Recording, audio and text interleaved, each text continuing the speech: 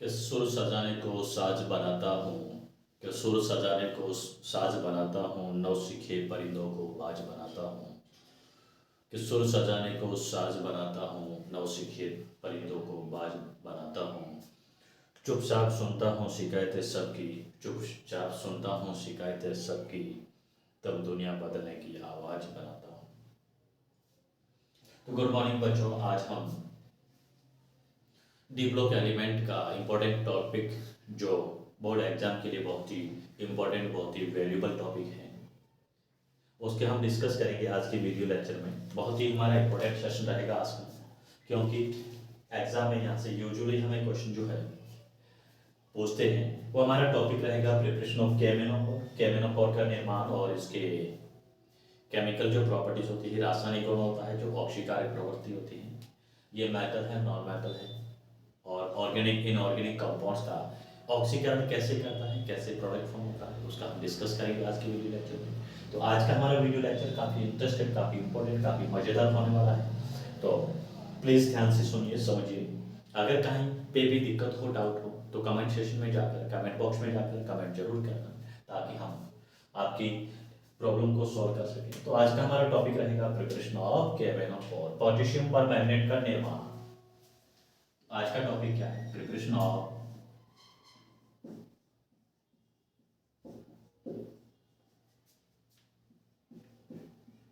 केमेनोफोर, potassium permanganate का निर्माण। केमेनोफोर मतलब पोटेशियम परमैंगनेट। पोटेशियम परमैंगनेट का निर्माण कैसे करते हैं, इसके निर्माण की विधि। तो निर्माण की विधि में हम जो यहाँ पे बात करेंगे वो लार्ज स्केल पर, बृहद पैमाने पर इसको कैसे बनाया जाता है उसकी हम बात करेंगे। प्रयोगशाला विधि अलग होती है, लेबोरेटरी मेथड अलग होता है। यूजली जब भी आपको निर्माण की विधि की बात करें तो आप कौन सा बात करोगे, किसका जिक्र करेंगे?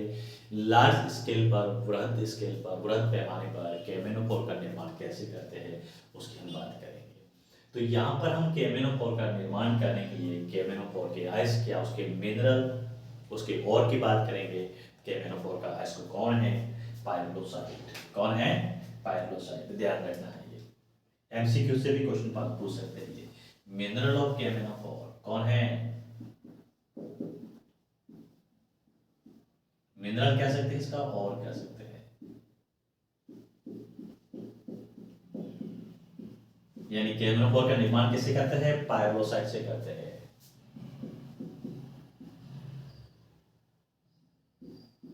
पाइरोलोसाइट।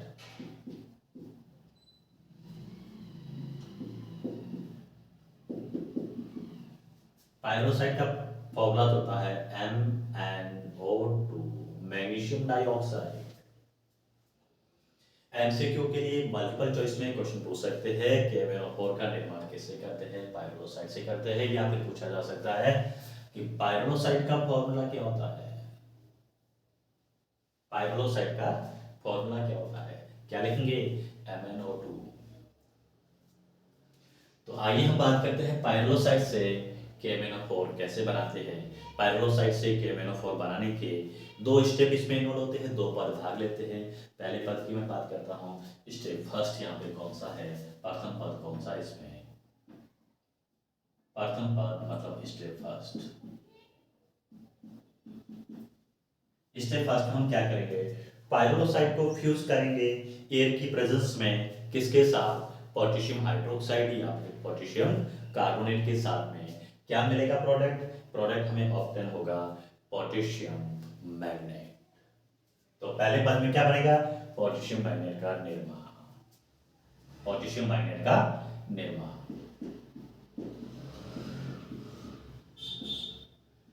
मैग्नेट का निर्माण।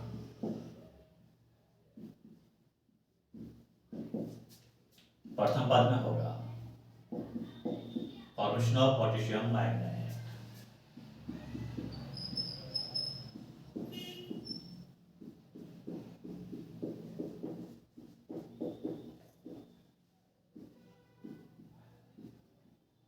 स्टेप फर्स्ट में पोटेशियम मैग्नेट का निर्माण होगा।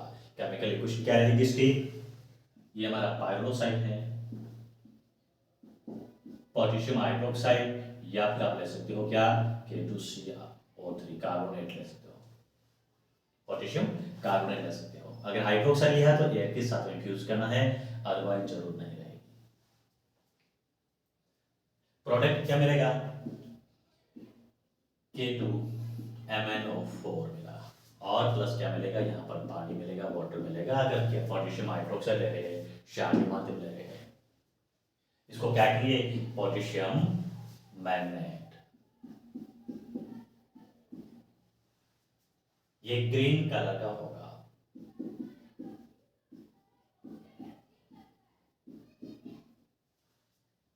अगर हम यहाँ पे कार्बोनेट लेते हैं तो भी हमें क्या मिलेगा? K2MnO4 मिलेगा, और CO2 गैस रिलीज होगी। K2MnO4 plus carbon dioxide gas release होगी। स्टेप फर्स्ट में क्या मिला है? पोटेशियम मैग्नेट मिला है।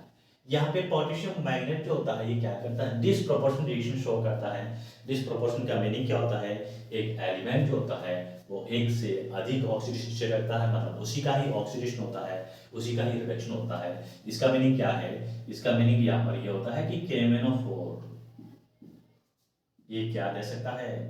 MnO4 में भी चेंज होगा और MnO2 भी बनाता है। यहाँ पर Mn की ऑक्सीडेशन स्टेट अलग रहेगी, यहाँ पर डिफर रहेगी, यहाँ पे डिफर रहेगी। यहाँ पे Mn+4 के फॉर्म में है, यहाँ पे Mn+7 के फॉर्म में है, और यहाँ पर Mn क्या है? +6 के फॉर्म में है। ऐसी प्रोसेस, ऐसी रिएक्शन जिसमें एक ही एलिमेंट का ऑक्सीडेशन होता है, एक ही एलिमेंट का रिडक्शन होता है, मतलब एक element at least 3 variable oxidation state show करता है, उसको डिसप्रोपोर्शनल रिएक्शन कहते हैं। यहाँ पर Mn+6 +7 +4 3 अलग अलग ऑक्सीडेशन को शो करता है। ये स्टेप फर्स्ट है। K2MnO4 पोटेशियम मैग्नेट का निर्माण हुआ। अब स्टेप सेकंड में हम क्या करेंगे? ये जो पोटेशियम मैग्नेट मिला है, इस पोटेशियम मैग्नेट को न्यूट्रल या एसिडिफाइड सॉल्यूशन में क्या करते हैं, या फिर इसका हम कह सकते हैं इसका ऑक्सीडेशन करते हैं। किसका? K2MnO4 का। तो स्टेप सेकंड में क्या होता है समझिए इसको। द्वितीय पद में क्या करेंगे? स्टेप सेकंड में K2MnO4 जो है पोटेशियम मैग्नेट है, इसका ऑक्सीडेशन करते हैं। किसका? KMnO4 का। K2MnO4 का KMnO4 में क्या करते हैं? ऑक्सीकरण करते हैं। क्या करते हैं? ऑक्सीकरण। और ऑक्सीकरण के लिए हम क्या क्या यूज लेते हैं? किसकी प्रेजेंस में ऑक्सीकरण करेंगे? ये ध्यान रखना है। Cl2 हो सकता है क्लोरीन के साथ, या फिर ओजोन लिया तो ओजोन के साथ हम पानी लेंगे, या फिर क्या हो सकता है? Carbon dioxide. इनके साथ हम ऑक्सीडेशन करेंगे तो प्रोडक्ट क्या होगा? प्रोडक्ट हमें मिलेगा पोटेशियम परमैंगनेट मिलेगा। ये पोटेशियम मैग्नेट मिला है। पोटेशियम मैग्नेट का सेकंड स्टेप में क्या करेंगे? ऑक्सीडेशन करेंगे। किसकी प्रेजेंस में? किसके साथ? क्लोरीन हो सकता है, ओजोन हो सकता है, कार्बन डाइऑक्साइड, तीनों में से कोई भी आप ले सकते हो। प्रोडक्ट क्या होगा? KMnO4 मिलेगा। तो यहाँ पे करिएगा इसका ऑक्सीडेशन। मैंने किया यहाँ पर K2MnO4 का हमने ऑक्सीडेशन किया है Cl2 के साथ में। क्या मिला मुझे? हमें मिलेगा यहाँ पर KMnO4 प्लस KCl मिला है। यही हमें बनाना था। क्या बनाना था? पोटेशियम परमैंगनेट बनाना था। ये हमारा पोटेशियम परमैंगनेट है। कौन है? Potassium permanganate.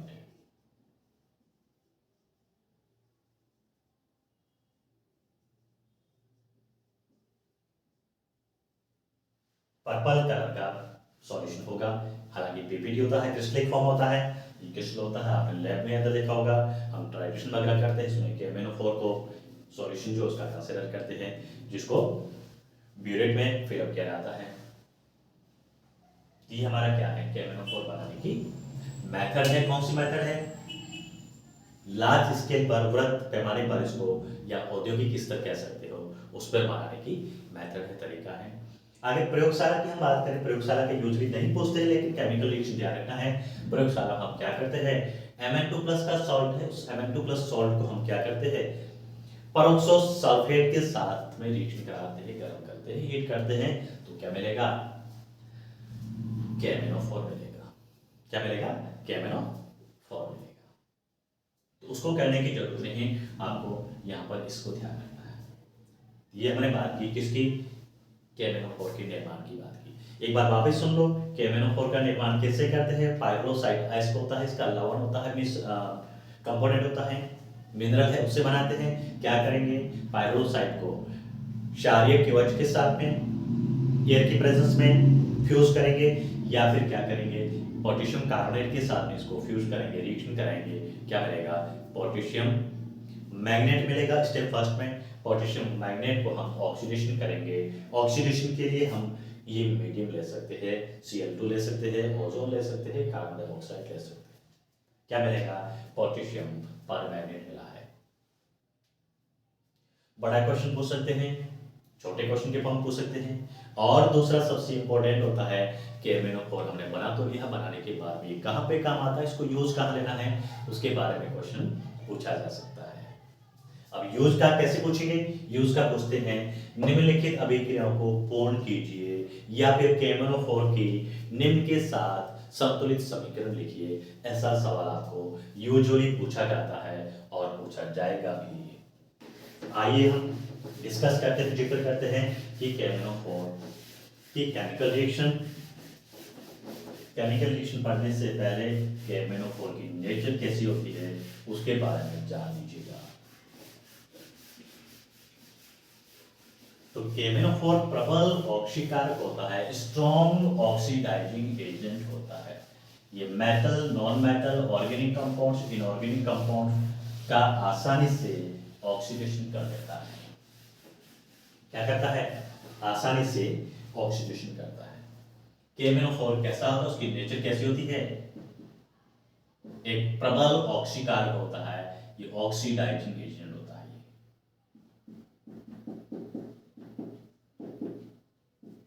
कैसा होता है? ऑक्सीडाइजिंग एजेंट है, ऑक्सीकारक होता है ये।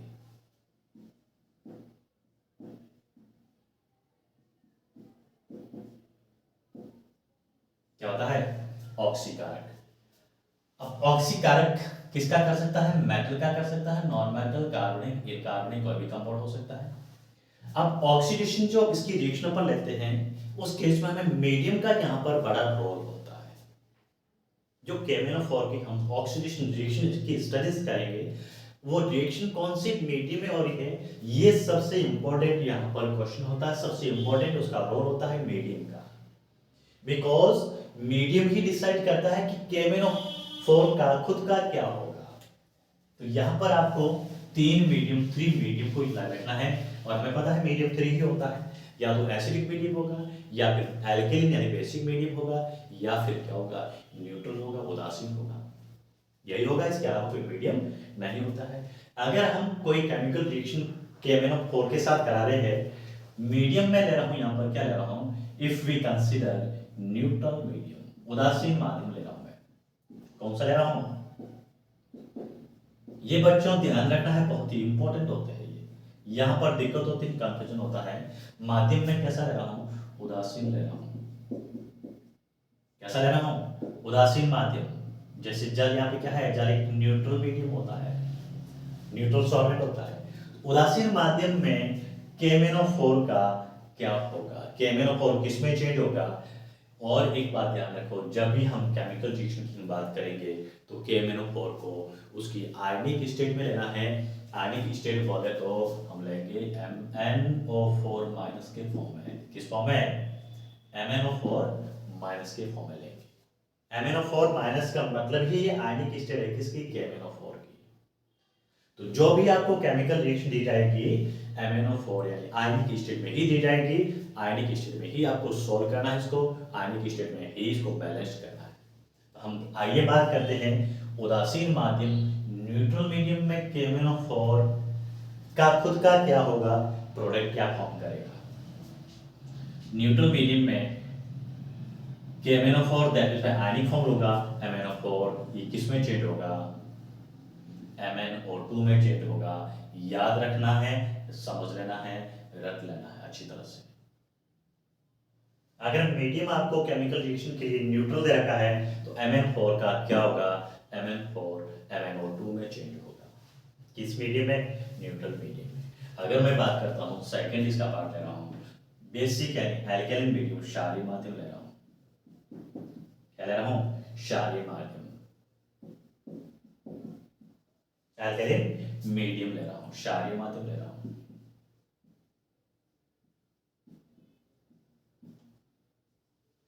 अब क्षारीय माध्यम दो प्रकार का होगा, या तो प्रबल होगा या फिर दुर्बल होगा। स्ट्रॉन्ग बेस प्रबल क्षारीय माध्यम, इसमें भी दो पार्ट करेंगे अपन। स्ट्रॉन्ग बेस में क्या होगा, स्ट्रॉन्ग एल्केलिन मीडियम, प्रबल क्षारीय माध्यम।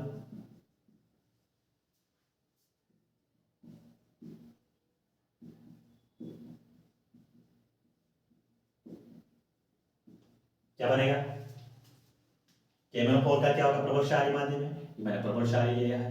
KMnO4 की मैंने आयनिक स्टेट ली है, किसमें चेंज होगा, MnO4 माइनस। ये पर मैग्नेट आयन है, पर मैग्नेट आयन किसमें चेंज हुआ, क्षारीय माध्यम में मैग्नेट आयन में चेंज हुआ। ये पर मैग्नेट आयन है, पर मैग्नेट आयन किसमें चेंज हुआ है, मैग्नेट आयन में। किस केस में, in the presence of strong base, प्रबल क्षारीय माध्यम में। दिस इज अ पर मैग्नेट आयन।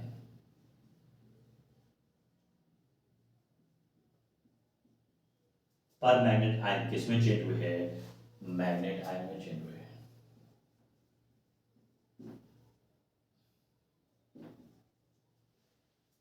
मतलब क्या है, अगर मैं इसी को इस फॉर्म में लिखता हूं, कैसे, आपको दे रखा है KMnO4 मैंने आयनिक स्टेट बना लेके मैं ऐसे ले रहा हूं। ये पोटेशियम परमैंगनेट है और मीडियम क्या लिया मैंने, OH माइनस का मतलब है क्षारीय माध्यम, एल्कली मीडियम। तो मुझे क्या मिलेगा, K2MnO4 मिलेगा, पोटेशियम मैग्नेट मिलेगा। इस केस में क्षारीय माध्यम में, एल्कली मीडियम में। और क्षारीय माध्यम कौन सा है, स्ट्रॉन्ग क्षारीय, प्रबल क्षारीय माध्यम है। अब मैं सेकंड बात करता हूं, प्रबल क्षारीय को छोड़कर मॉडरेट कह सकता हूं, वीक बेस कह सकता हूं। दुर्बल क्षारीय माध्यम में क्या बनेगा, जब तक प्रबल वर्ण नहीं दिया हुआ है, आपको सिंपल क्षारीय माध्यम दिया हुआ है, एल्कली माध्यम, तो आपको वीक लेकर ही चलना है। इस बात को भी ध्यान रखना है, समझना है। जब तक strong base, strong alkali medium नहीं कहा गया है, तब तक आपको रिएक्शन जो वीक बेस होता है, दुर्बल क्षारीय माध्यम है, उसको लेके ही चलना है। और दुर्बल क्षारीय माध्यम में प्रोडक्ट क्या फॉर्म होगा, MnO का, दुर्बल क्षारीय माध्यम,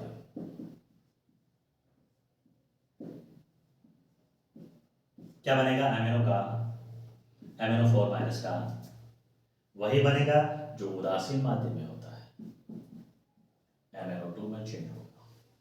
किस में चेंज होगा, MnO2 में चेंज होगा। किस केस में, वीक एल्कलीन मीडियम में।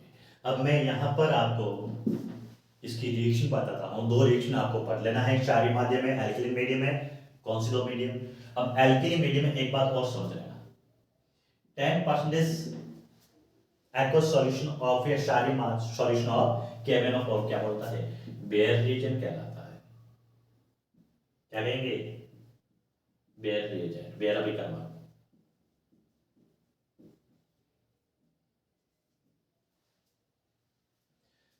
अब एल्कलीन मीडियम में KMnO4 पर्टिकुलर किसी कंपाउंड के साथ क्या कर सकता है, यानी उस कंपाउंड का ऑक्सीडेशन कैसे कर सकता है, मैं उसकी बात करता हूं। यहाँ पर दो रिएक्शन आपको ध्यान रखना है। दो रिएक्शन कौन से, एक मैं ले रहा हूं यहाँ पर MnO4 माइनस, वही आयनिक स्टेट, और किसके साथ रिएक्शन करा रहा हूं मैं, पोटेशियम आयोडाइड के साथ।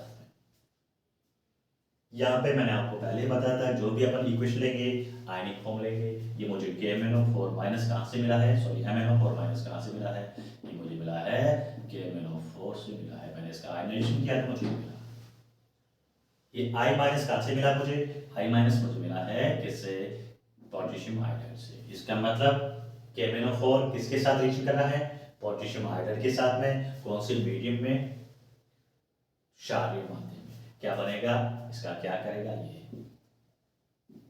क्षारीय माध्यम में, एल्कलीन मीडियम में MnO4 किस में चेंज होगा, MnO2 में चेंज होगा।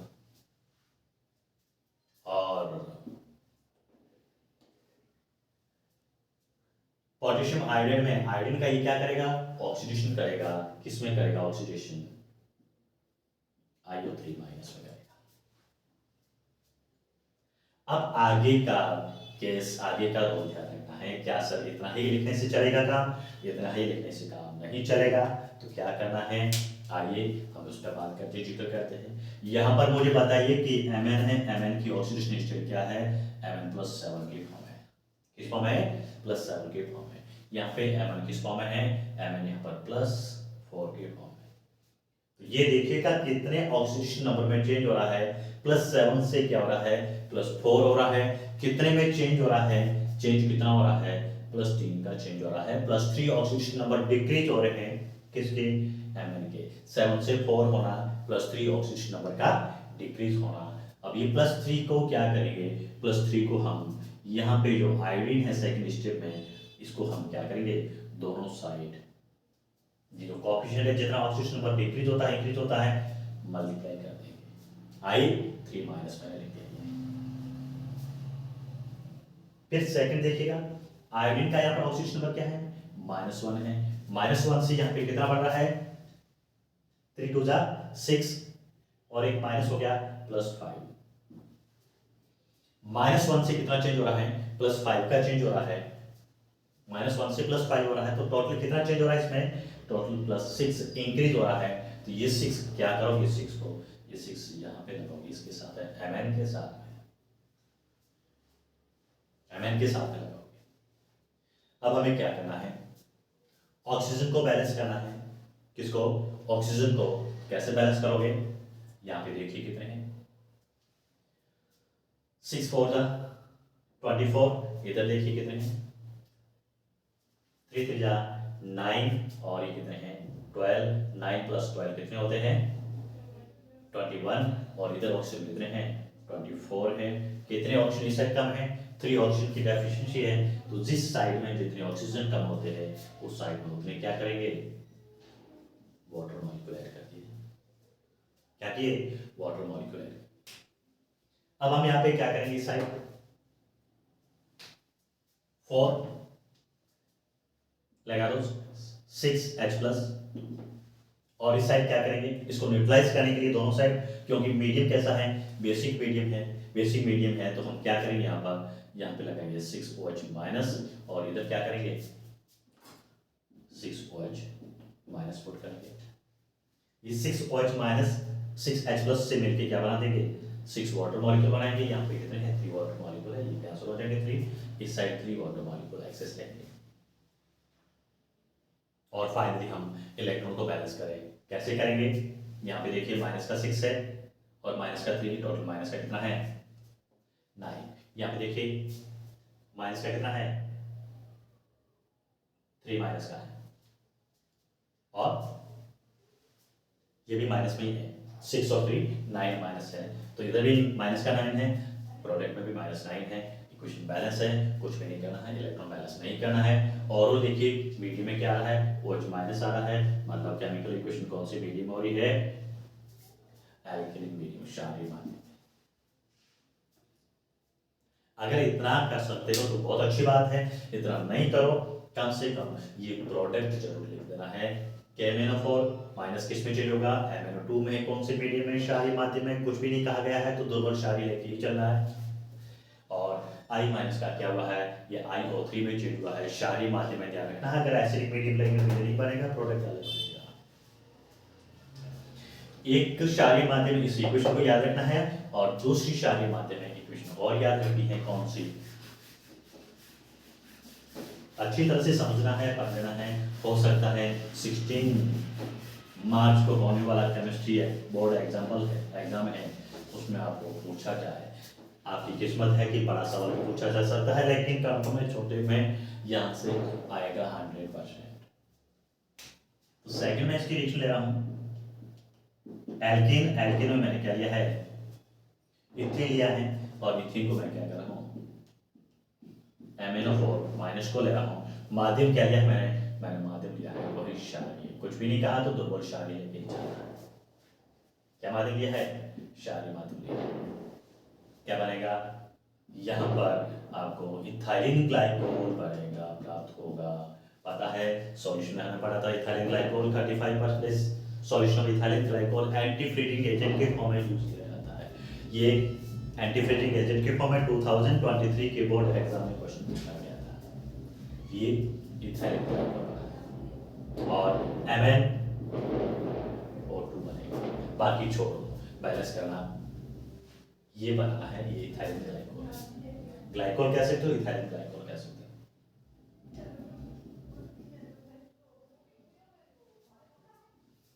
एक इथेन का ध्यान रखना है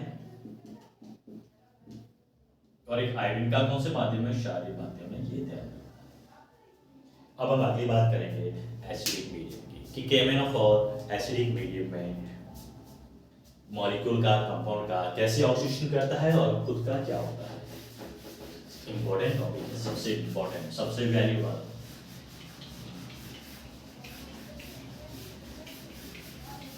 तो फटाफट हम 2-4 रिएक्शन जो है उसकी हम बात करते हैं।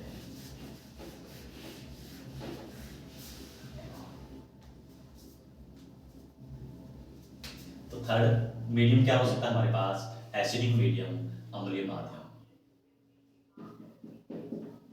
एसिडिक मीडियम अम्लीय माध्यम में क्या बनेगा?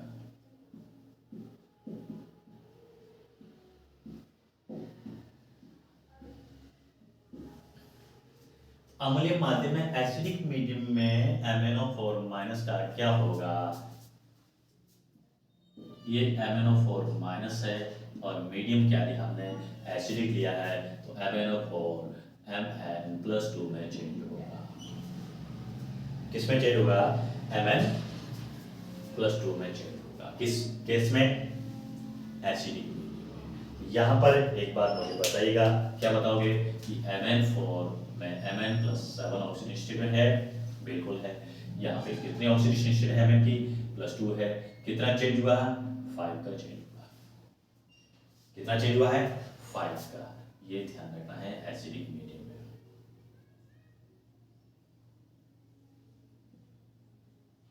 रटने का नहीं है, समझने का है। कितनी रटोगे? आखिर आप ही इंसान हो, रटना सब कुछ संभव नहीं है। बस थोड़ा सा याद रख लो, एसिडिक मीडियम ये होता है, न्यूट्रल मीडियम ये होता है और बेसिक मीडियम में ये होता है। अब हम कुछ इसकी केमिकल इक्वेशन की बात करते हैं। पहले मैं केमिकल इक्वेशन लेता हूँ। Reaction with potassium iodide. किसके साथ रिएक्शन? पोटेशियम आयोडाइड के साथ में। के आई के साथ रिएक्शन किसकी? MnO4 माइनस की, यानी पोटेशियम परमैंगनेट की। तो ये आयोडीन जो हम लेंगे वो आयनिक स्टेट में लेंगे, I- के फॉर्म में। और KMnO4 लेंगे, वो भी क्या लेंगे? आयनिक फॉर्म में लेंगे। आयनिक मतलब MnO4 में। जो भी इसकी हम केमिकल इक्वेशन पढ़ेंगे आयनिक फॉर्म में ही लेना है। अगर आपको क्लियरली क्या रखा है इस फॉर्म में लेना है, तभी इसको लेना है इस फॉर्म में। तो देखिए पोटेशियम आयोडाइड के साथ में पोटेशियम परमैंगनेट रिएक्शन करके क्या प्रोडक्ट फॉर्म करता है, क्या बनाता है, उसकी बात करेंगे। ये मैंने लिया है MnO4 माइनस और ये हमने लिया है I-। क्या प्रोडक्ट फॉर्म होगा? मैंने कहा कि एसिडिक मीडियम में Mn का +2 में ऑक्सीडेशन होगा। ये MnO4 है, Mn2+ में चेंज होगा और I किस में चेंज होगा? I2 में। बैलेंस करिए, कैसे करेंगे? यहाँ पे आयोडीन की 2 है, यहाँ पे 1 है, कर दो 2 कर दिए। यहाँ पे देखिए क्या चेंज हो रहा है? Mn+7 से कितना हो रहा है? +2 हो रहा है। कितने ऑक्सीडेशन पर चेंज हो रहे हैं? कितना डिक्रीज हो रहा है ऑक्सीडेशन पर? +5 डिक्रीज हो रहा है। तो ये +5 जो नंबर है, ये +5 क्या करेंगे हम? दोनों साइड जो आयोडीन है, आयोडीन के साथ इसको मल्टीप्लाई करेंगे। मैंने कर दिया +5। जितने यहाँ पर +5 जाता है उतना ही हम ऑक्सीजन यूज लेते हैं, नेस्कैफ ऑक्सीजन आइटम कहेंगे। तो यहाँ पे मैं +5 करूंगा तो 5 2 क्या हो जाएगा? 10 हो गया। आयोडीन बैलेंस है। अब हम बात करेंगे इसमें आयोडीन के ऑक्सीडेशन नंबर क्या चल रहा है? -1 से 0 हो रहा है। कितना इंक्रीज हो रहा है? 1 का इंक्रीज हो रहा है। तो आप क्या करोगे? Mn को 1 के साथ में मल्टीप्लाई कर दो, यहाँ पे 1 होगा, लिखने का कोई मतलब नहीं है क्योंकि 1 है, 1 से मल्टीप्लाई करोगे रिजल्ट वही मिलेगा। तो हम इतनी मात्रा बचे क्यों करें, नहीं लिखेंगे, 1 को नहीं लिखना है। अब सेकंड केस, ऑक्सीजन को बैलेंस कर लो, कितने हैं यहाँ पर 4 है, इस साइड कितना है, एक भी नहीं है, तो जिस साइड में जितने ऑक्सीजन कम होते थे उस साइड उतने ही वाटर मॉलिक्यूल ऐड कर दिए 4। ऑक्सीजन बैलेंस हो गया, बट इस साइड हाइड्रोजन आ गया, यहाँ पर नहीं है, कितने हाइड्रोजन इस साइड 8 है, इस साइड 8 हाइड्रोजन कम है, हमने क्या किया 8H+ लगा दिया। फिर हम क्या करेंगे, इलेक्ट्रॉन को बैलेंस करेंगे, चार्ज को बैलेंस करेंगे। यहाँ पे देखिए माइनस चार्ज कितना है, MnO4 के साथ -1 है, I के साथ में 1 के साथ में -1 है, टोटल 10 I है, माइनस का 10, प्लस का कितना है 8 है, टोटल माइनस का कितना हो गया 11, प्लस का कितना हो गया 8, प्लस माइनस क्या हो जाएगा माइनस, कितना चेंज रहा 3, यानी 3 माइनस इसमें जाता है, इस साइड 3 पॉजिटिव नेगेटिव चार्ज यानी 3 इलेक्ट्रॉन क्या है एक्सेस है। यहाँ पे देखिएगा प्लस का कितना है 2 है, यहाँ पे माइनस का 3 है, इसमें प्लस का 2 है, तो क्या करोगे प्लस माइनस को इक्वलाइज करना है, कितने इलेक्ट्रॉन ऐड करेंगे, कौन ज्यादा है, यहाँ पे 3 इलेक्ट्रॉन ज्यादा है, यहाँ पर प्रोटॉन 2 पॉजिटिव चार्ज ज्यादा है, तो जिस साइड में जितने इलेक्ट्रॉन की डेफिशिएंसी होती है उस साइड क्या करेंगे उतने ही इलेक्ट्रॉन ऐड करने हैं। तो किस साइड इलेक्ट्रॉन की कमी है, इस साइड कितने हैं 1 इलेक्ट्रॉन की कर दिया। ये हमारा क्या है कंप्लीट केमिकल इक्वेशन और ये बैलेंस इक्वेशन है, इसके साथ रिएक्शन कराएंगे आयरन के साथ। सेकंड में यहाँ पे रिएक्शन ले रहा हूँ किसकी, ऑक्जेलिक एसिड के साथ, और ऑक्जेलिक एसिड किस फॉर्म दिया होगा ऑक्जेलेटो की फॉर्म है, ऑक्जेलेटो आयन की फॉर्म है, किसकी रिएक्शन करा रहा हूँ KMnO4 की, KMnO4 में आयनिक फॉर्म में लूंगा, लिखिए क्या बनेगा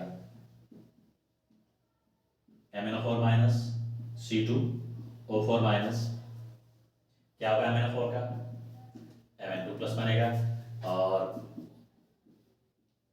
ऑक्जेलिक किसमें चेंज होगा CO2 में चेंज होगा। बैलेंस कर दो, पहले तो हम क्या करेंगे वही, यहाँ पे कितने हैं कार्बन 2 है, यहाँ पर 1 ही है, मैंने इसको 2 कर दिया, हालांकि आगे इसको काटना पड़ेगा हमें, क्यों क्योंकि ये +2 चार्ज आ गया यहाँ पर, यहाँ पे क्या है +7 है, कितना चेंज हुआ है 5 का चेंज हुआ, तो ये क्या होगा 5 2 10 हो जाएगा यहाँ पर इस साइड, और यहाँ पे क्या हो जाएगा ये 5 हो गया। फिर ऑक्सीजन को बैलेंस करते हैं, यहाँ पे 20 ऑक्सीजन हो गए, 10 2 20 हो गया, इस साइड देखिए कितने हैं ऑक्सीजन 5 हो जा 20 24 ऑक्सीजन है, क्या है वाटर कितने ज्यादा है, ऑक्सीजन कितने ज्यादा, इस साइड 4 ऑक्सीजन ज्यादा है, तो इस साइड हम क्या करेंगे 4H2 मॉलिक्यूल ऐड कर देंगे। प्रोटॉन को बैलेंस कर दो, सेम का सेम प्रोसेस है 8H+ आ गया, देखिए यहाँ पे सॉल्यूशन में और H+ आ रहा है, वहाँ पे भी H+ आ रहा था, मतलब रिएक्शन किस मीडियम हो रही है एसिडिक मीडियम हो रही है, बाकी इलेक्ट्रॉन को बैलेंस करना है उसी फॉर्म में।